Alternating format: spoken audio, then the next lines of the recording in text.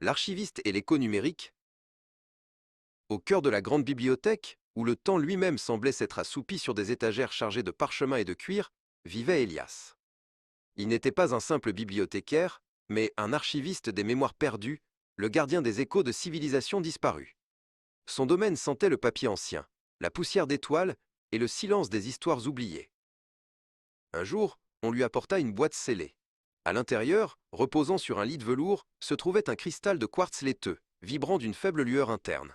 C'était, disait la note, le dernier artefact de l'âge éphémère, une époque où l'humanité avait confié toute sa connaissance non pas à la pierre ou au papier, mais à des impulsions de lumière fugaces. Léna, sa jeune apprentie, contempla l'objet avec des yeux brillants. « Toute une civilisation là-dedans » murmura-t-elle. « C'est un trésor, une mémoire pure, sans le poids de la matière. » Pour elle, le cristal était une promesse d'accès total et instantané au passé. Elias secoua la tête doucement. « Il est magnifique, mais fragile. » Il se tourna et prit une tablette d'argile couverte de signes cunéiformes. « Ceci a 5000 ans. Le cristal, lui, se meurt. Sa lumière faiblit. C'est ce qu'ils appelaient l'amnésie digitale. Une abondance d'informations sur le support le plus périssable qui soit. » Ils connectèrent le cristal à une machine complexe, faite de laiton et de câbles tissés.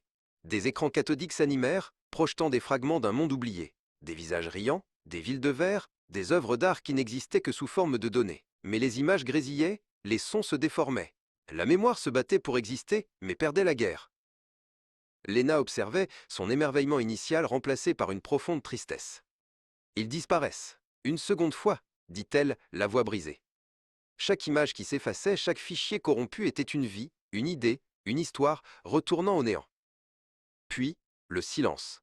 La lueur du cristal s'éteignit d'un coup, le laissant terne et froid. Les écrans devinrent noirs. La dernière bibliothèque de l'âge éphémère venait de s'effondrer. Un sentiment d'échec monumental pesa dans la pièce, plus lourd que toutes les encyclopédies du monde. Mais sur un petit moniteur de contrôle, une seule ligne de code était restée stable. Elias la sélectionna. Un son pur remplit la bibliothèque, le rire cristallin d'un enfant. Rien de plus. Pas de grande théorie, pas d'épopée.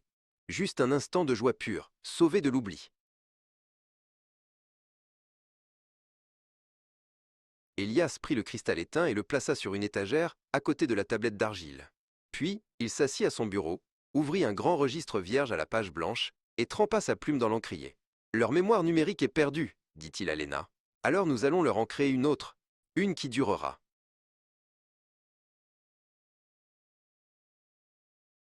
Et ils commencèrent à écrire. Non pas les données perdues, mais l'histoire du cristal.